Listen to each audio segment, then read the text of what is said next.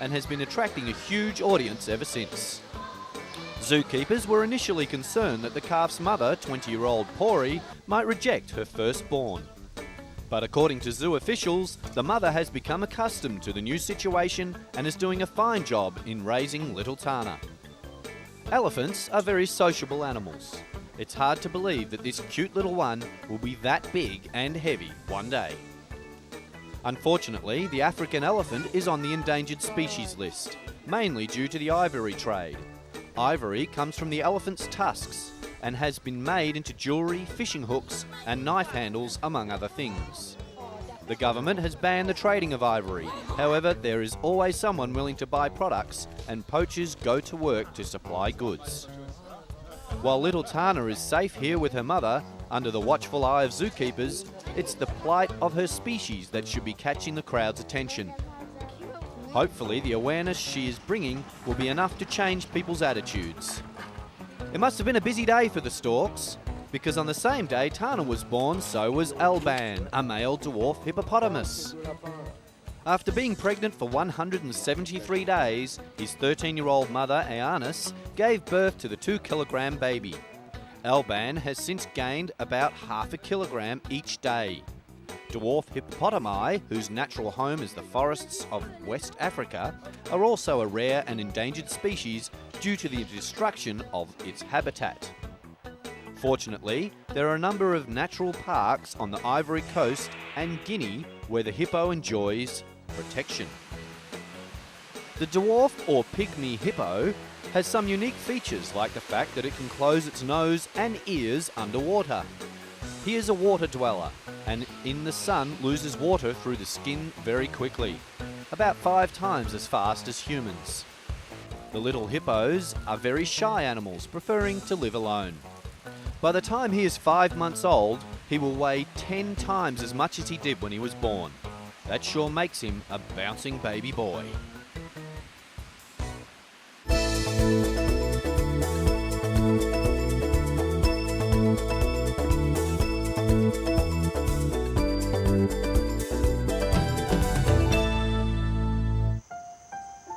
It wouldn't be unusual for you to ask, what is it? Or why does this animal look so bizarre? This rather strange looking animal is an okapi, a relative of the giraffe, and is only found in the Democratic Republic of Congo. With its gentle eyes and zebra markings, this unusual animal was only discovered at the beginning of the century. Some say because it's so shy and secretive. A wildlife reserve which spreads out for almost 14,000 square kilometres and named after the okapi was established in 1992 to try and protect the natural riches in the forest. With a population of around 30,000 animals, this is the last remaining natural habitat for the okapis in the world. For years there's been a breeding station for captive okapis here at Epaloo. They live in large shady enclosures fed by the local Bambuti pygmies. The breeding program has been put on hold until the war in the area comes to an end. The pygmies trek daily to the nearby forest to collect a variety of leaves for the okapis. These are then washed and hung on the line. It's an exercise that's repeated twice a day. According to park officials, before the Congo Wars began in 1996, the main problem in the park was the poaching of elephants for their ivory and other small animals for food. Now there's an even bigger problem with the discovery of Colombo tantalite, or coltane. Coltane is a type of ore. The tantalum, which comes from the coltane, is used in mobile phones, computer chips and stereos. Earlier this year, the park was invaded by thousands of illegal miners seeking fortunes. To try and solve the invasion, the park officials asked the rebel armies in the area to help protect the rare flora and fauna of the park. The rebels offered to train and arm rangers to patrol the park, but with less than 60 trained and not very well equipped guards to protect the massive areas of the park reserve, there's still little that the Wildlife Authority in Epaloo can do to prevent the poaching. And it's not only the soldiers poaching for bushmeat and ivory who are killing the animals. The miners who flooded into the forest last year also need to eat, adding to the guards' problems. Deep in the Okapi Wildlife Reserve, a guard on patrol searches an old rundown house for signs of life. It's an old mining camp and indicates that people have been illegally digging for coltane. The camp is empty, but earlier this year more than 500 miners worked here, panning frantically for coltane in the nearby forest streams. They cut down trees for houses, destroyed the streams and tore off tree bark to sieve the coltane from the water. The trees without their bark are now dying.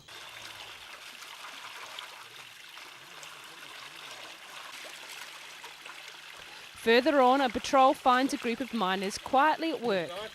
These are local farmers hoping for quick riches.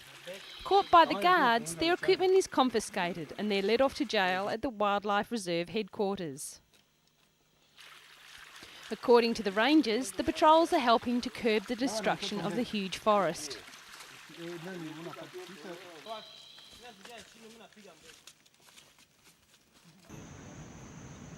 Another ranger shows off a small cache of weapons and recovered tusks, a sure sign that they're slowly succeeding.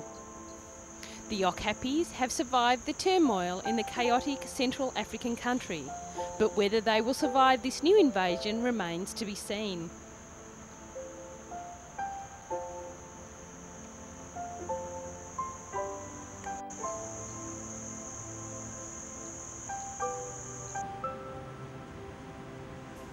From the air, the forest appears to extend largely untouched as far as the eye can see. But closer to the ground, humans are using the forest for wealth, while destroying the environment for the animals.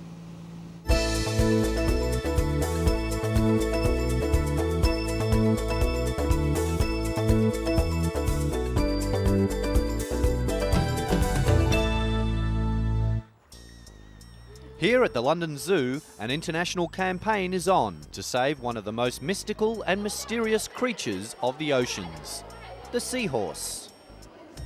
They're the stuff of legends, but pollution, habitat destruction and low birth rate mean seahorses have been placed on the vulnerable list. One species has been classified as endangered. The seahorse has a very unusual breeding ritual, with the male and female forming a bond that has them sticking together for life. They reinforce this every morning with a little courtship dance by linking their tails and swimming through the sea grasses. They are like chameleons with a unique ability to change colour and camouflage into their background. When the female's eggs are ripe, they go into a full mating dance. The female passes the eggs into the male's pouch. It then seals up and the eggs develop into perfect miniature seahorses, all within the protection of the pouch. While most fish spawn millions of eggs, the seahorse will produce as few as 25 young. Seahorses are so fragile that when kept in aquariums, rarely survive. They don't have stomachs and therefore have very specific feeding requirements. Project Seahorse is operating through the UK, Canada, North America, the Philippines and Hong Kong. Biologists will work in local communities re-educating fishermen and other groups in the value of conserving and encouraging dwindling seahorse populations. Other than humans, the only enemy this unique creature has is the crab. Let's make sure we change that so it has a chance to survive.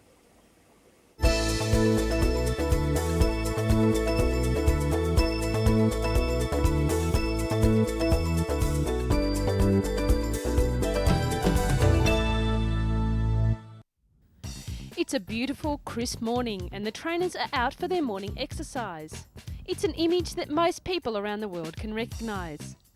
These stables are very famous in the racing world as the home of the Sceptre, who in 1902 won 4 of the domestic British classics. Now the ancient countryside, close to Stonehenge, looks set to take racehorse training into the 21st century, with technology developed by the new stables manager, Dr. Jeremy Naylor. He is one of the brains in equine performance, and in just a few months his results have attracted owners from around the country. Dr. Naylor's first training success came with Daphne's Doll, who won a major race just a few months after he set up in business. His new approach combines his skill as a former vet and sports physiologist, using training techniques that are commonly used on human athletes. Special electrodes attached to the horses allow riders to monitor and record the horse's heart rate during training sessions. Analysis of the heart rate response and blood samples taken immediately afterwards is downloaded onto a computer, allowing the doctor to assess how the horse's heart and muscles are performing and modify the training sessions accordingly.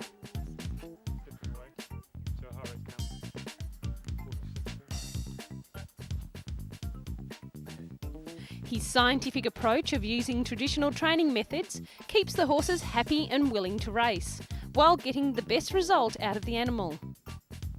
Dr. Naylor's methods could help produce a rival to Scepter, who was regarded by many as the greatest racehorse of all time.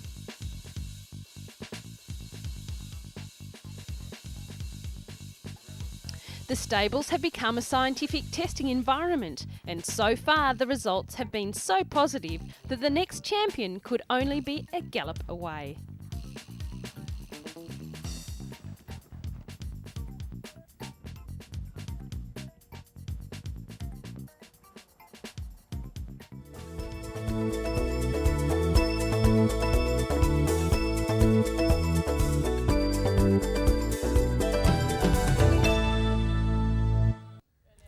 Still on a horsey theme, maybe these young guys could be the next champions.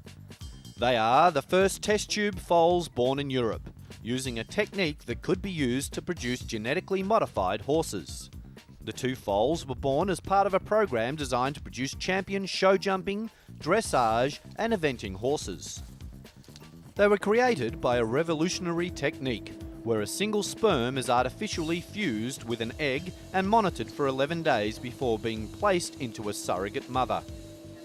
It is the first time ever that horse embryos have been kept alive so long in the laboratory. Professor Twink Allen of the Equine Fertility Unit says the program could have a variety of benefits. He says that in addition to being able to breed better horses quickly for the top athletes, he can foresee a day when scientists can identify bad genes that might cause disease and eliminate them. The work could help in the conservation of threatened species and make it easier to breed champions. The foals are set to change the sporting world. Whether it becomes acceptable is another question. Like it or not, this type of technology is here to stay.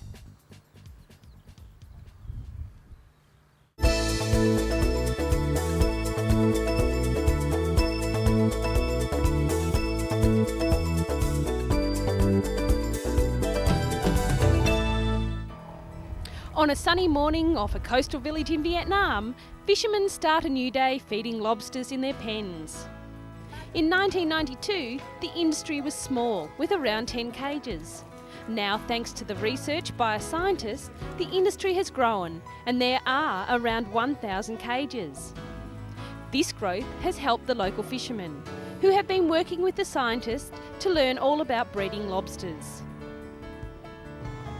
Lobsters are crustaceans and come from one of two groups, one with large claws, the other with none.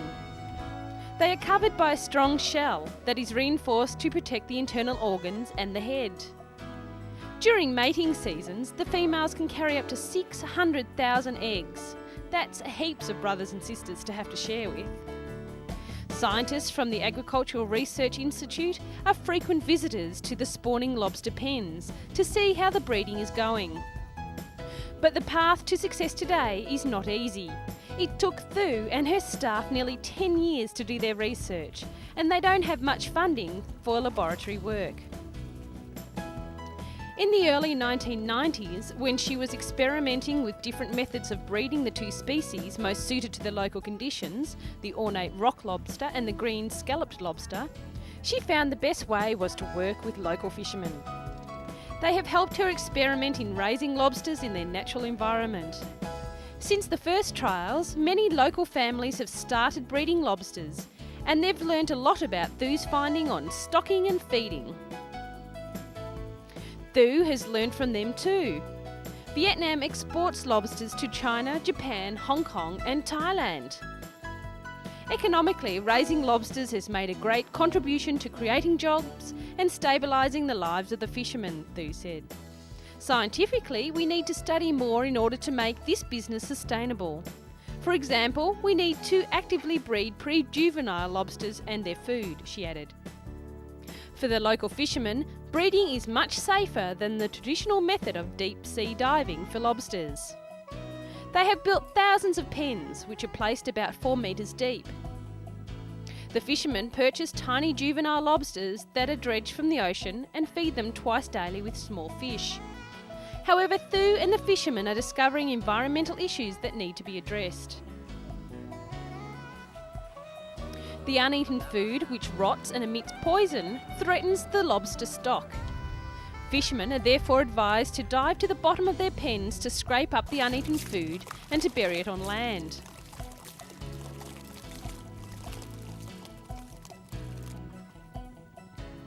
The new methods of breeding lobsters have brought big economical benefits to the coastal villages in Vietnam.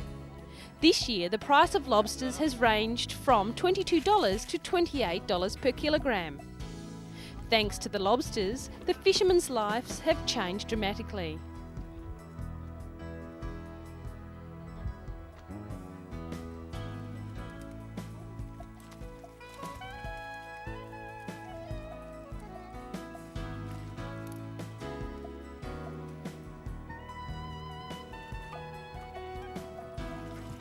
The lobster is a popular and expensive dish in a restaurant.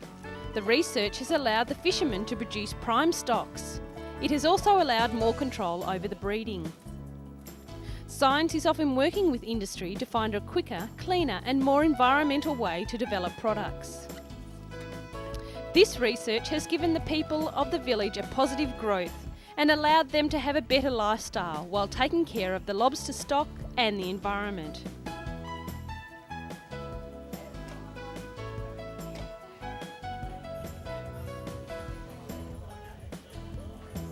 This is science lending a huge helping hand to this little fishing town.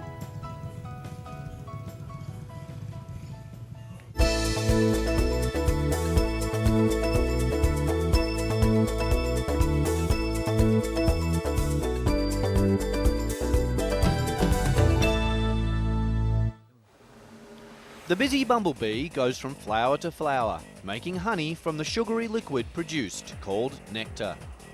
It's thought at least 4 species of bumblebee are now extinct. The bees are a very important link to farming because they pollinate both wildflowers and commercial crops, particularly tomatoes and strawberries. Their falling numbers are blamed on modern farming methods, the increased use of pesticides and loss of hedgerows in recent years. Scientists are using a DNA fingerprinting technique to mark and match some 300 bees from different farm sites. They are trying to work out the most popular places bees like to be, so they can compare different farming styles and different ways of managing the countryside that the bees like best. The bees live for only 8 short weeks, but in this time manage to build, supply and take care of the hive. The worker may visit 500 to 1,000 blossoms before her honey sac is full. By identifying which bees are worker bees and where they come from, the scientists can work out what areas and conditions are best for them to increase the numbers again. I don't know who is the busiest, the bees or the scientists.